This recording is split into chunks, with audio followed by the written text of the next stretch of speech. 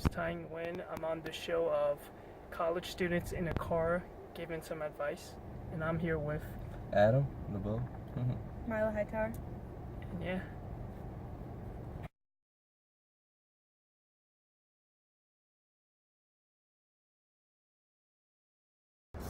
So Adam, is there anyone you look up to, and is there an inspirational quote you go by? Well, I'm a big Drake fan, and as soon as I thought about this project, I thought about the quote from Alicia Keys' song Unthinkable. And the quote was, "Because life is what we make of it. And a chance is like a picture. It'd be nice if you just take it." Can you explain in your own words? Well, for me, I think if you have a strong work ethic and a positive mindset, then you can accomplish anything you want to. So Adam, there was a group assignment we did. What experience or how can you relate to it? Well, I relate to it a lot because I feel like in my childhood I felt blind and I felt like I didn't know where I was going. And the time where in my childhood where I felt like that, one of the times was when I was in elementary school, and the teachers gave me grief every day just because I had ADHD, and they said I wasn't capable of doing the work and stuff like that. But my parents taught me with a little bit of work ethic and conscious effort for myself that I could do anything. Another time I felt dark in my life was when I was in elementary school going into middle school, and all my friends, we were applying to middle schools, and I couldn't get into the middle school of my choice because I wasn't so-called, I couldn't do the work, or I just wasn't ready for just the upcoming challenges that school presented for me.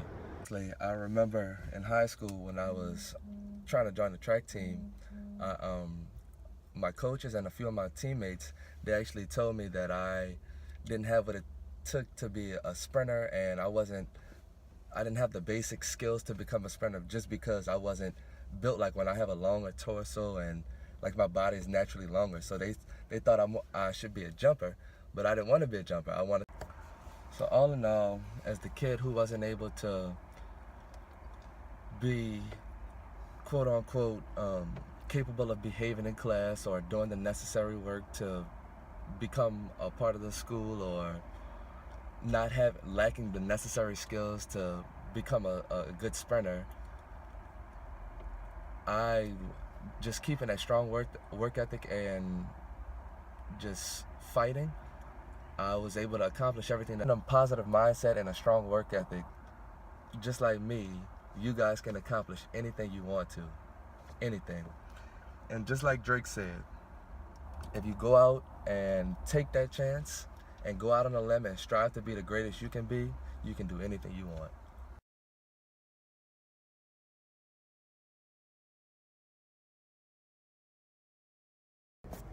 So Tan, personally, how was the transition from high school to college for you? Well, it was sort of tough. I wasn't really an outspoken person during my high school years. I would consider myself an introvert. I felt going into college, I felt blind and I was lost and I needed guidance. But I realized in order for that, you need some experience. Currently right now, I'm in my third year, but during my freshman year, I was completely lost. Like, I didn't understand how difficult and how many obstacle courses there will be in college. I was told that it was going to be like the hardest part of your life, which it is, unfortunately. But I came in that mindset with like thinking it would be so easy. I could just go through these 4 years thinking, hey, I could just slack and just chill. But I was wrong.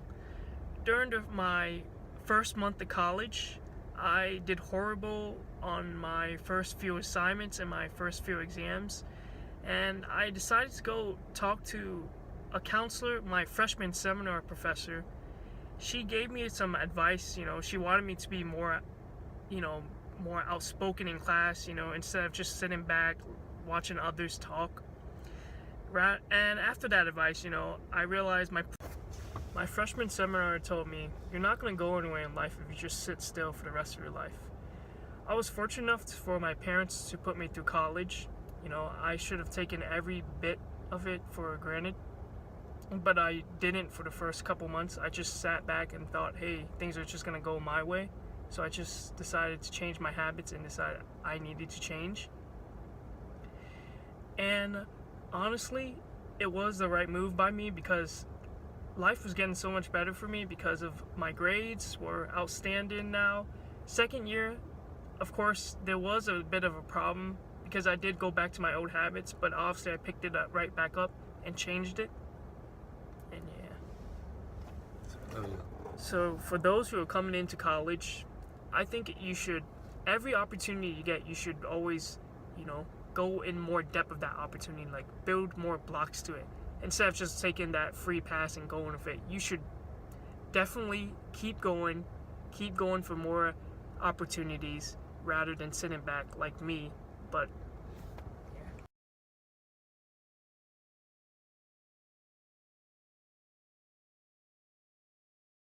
Have you ever had the silent nightmare? The one where you can't talk, yell, or scream? You may not have even had a mouth. Those dreams always terrified me, and I'd wake up panting in a cold sweat on the verge of tears. But they never stayed with me. They were never really a cause for reflection. It wasn't until I was unable to talk in real life that I truly came to appreciate my ability to speak. I also came to understand a critical fact. Communication is essential to the human experience. My inability to communicate affected me in some surprising ways. Many simple tasks were inhibited because I couldn't speak or gesture. When I went to the cafeteria, I couldn't order food because all of the places where you could order food had options, and I couldn't indicate which option I wanted, so I was stuck eating salad. I couldn't collect my mail because you have to indicate at the front desk that you have mail, which I couldn't do, so I went up to my room empty-handed. I was also forced into a bit of self-reflection that I wasn't expecting. I had always thought of myself as an independent loner type. I didn't think I needed friends or to be around people, and I thought I preferred actually to be alone the majority of the time, but I learned that I actually craved human interaction. Silence is uncomfortably lonely. I was cut off from my family and friends because I couldn't text or tweet or email, and I ended up missing out on a fun opportunity with my roommates because I couldn't accept the invitation to go. My self-induced social media blackout also left me feeling very out of the loop. It was very uncomfortable, and it taught me about my dependency on social media. I was also unable to participate in the classroom setting like I was accustomed to, and that was also very uncomfortable for me. My lack of communication with teachers and peers left me feeling like an outsider, and my inability to ask questions and clarify discussion points made me feel like I didn't get everything out of the day like I could have had I been able to speak. I also came to realize how important personal agency is.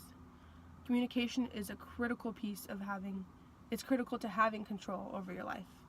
I realized that I must be able to communicate what I want to have what I want. Communication is also what enables me to express control in situations in my life. I also had to understand that I'm the only individual responsible for my own life. I can't depend on anyone else to give me what I need. And at the end of the day, when communication is lost, it's up to me to figure out another way to move forward. To reiterate, my inability to communicate was surprisingly difficult for me to deal with. The silence that comes with communication and the lack of it induces deafening loneliness. And communication is a fundamental piece of personal agency. What I've taken from this experience is that communication is a vital part of the human experience, and without it, one cannot hope to thrive. If I were to give one piece of advice based on my experience, it would be do not waste the gift of a voice, because at the end of the day, it's your most powerful tool.